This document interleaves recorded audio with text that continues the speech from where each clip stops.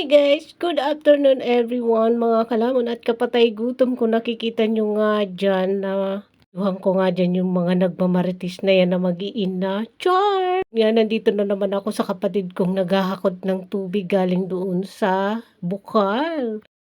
Na nga yung kapatid ko na nag-igib ng tubig. Pasensya na nga kayo guys at bulol-bulol na naman si kalamon nyo. Ako sanay na mag-voice record ng ating mga vlog. Pero continue yung vlog natin for today ay sinanay nga dyan ay nakapagpamiaran pa. Nagmamaratis nga siya dyan sa mga anak niya at pamangkin at apo pala, hindi pamangkin.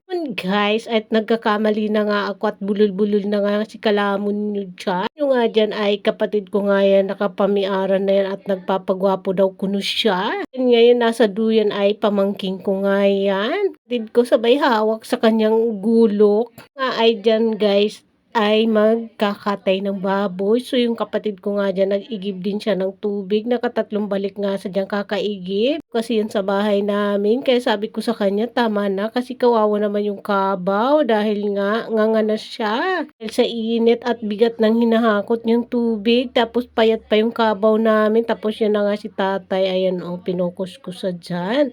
Tapos yung kapatid ko dyan na nakaupo at yan naman si vlogger girl nyo dahil panay naman ang marites niya dyan sa lamesa. Nga din ang nanay ko at nakaupo sa dyan sa may lamesa din kasama nga sa dyan ni vlogger girl nyo. Kami dyan na matapos ng kinatay yung baboy. So ayan nga, sa forward nga, tapos na yung kapatid ko dyan magsali ng tubig dyan sa drum. Sabi ko tama na yan dahil nga kawawa naman yung kabaw.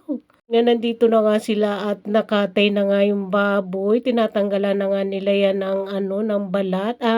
Balahibo pala mga kalamon, hindi balat. Balahibo pala, nag-isip pa ako. Katay nga pala niyan si tatay, tapos yung dalawang kapatid ko, tapos yung pamangking ko na isa, tapos yung kapatid ko dyan nandyan sa nakatago sa may sagingan dahil ayaw niya nga makita. Char!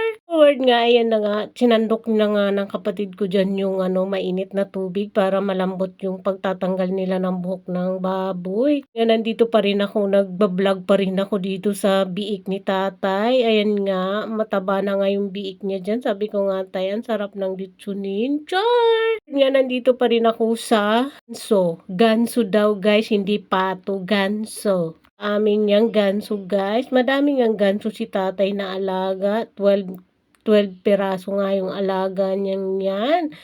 Pero nga guys, may nawala na nga daw dyan na dalawa. Hindi nga daw nila alam kung bakit. Nandito pa rin ako sa paglilinis ng baboy nga. Si tatay nandyan na, tapos pamangking ko, tapos kapatid ko. So ayan, nagtatanggal na sila dyan ng buhok ng baboy. Hindi nga guys madaling magtanggal niyan. Nung linggo nga yan guys, tapos kinabukasan pabalik na ako ng Manila niyan. So ayan na nga, sabi nga ni tatay, katayin na natin yung baboy. Guys, kinatay na nga yan dahil nga marami nang nag-aabang niya ng mga kapatid ko. Wala nga dyan yung dalawa kong kapatid. Ayun sila, yung isa nasa Pulangi, yung isa nasa Bulacan. Ako lang yung umuwi. Nila alam na magkakatay ng baboy, pero kahit alam nila, hindi sila pupunta dahil wala daw silang pamasahe. Ito nga yung kapatid ko na mahilig sa baboy. Nis nga dyan ng nanay ko at ako rin. Char! Joke lang. Hambog kasi nitong kapatid ko na to. Mamaritis silang dalawa dyan ni nanay. Sabi naman ng kapatid ko dyan, akin lang yung taba dyan. Sabi naman ni nanay, tatago niya daw lahat. Char! Naglulukohan na sila dyan. Hindi ko alam kung anong binamaritis nila dyan, mga kalamon. Basta ang alam ko, naglilinis sila tatay dyan ng baboy. Hali na yan guys, dahil nakapag-isip si tatay siguro mga na yan, mga alas 7, alas 8 na ng umaga. Na nga ng mga time na yan mga kalamon. Sa Bicol, kapag oras na ng mga 7, 8, 9, sobrang init na. Marami pong salamat. Sana ipalo nyo po kami sa aming munting channel, YouTube channel, and Facebook. Bye!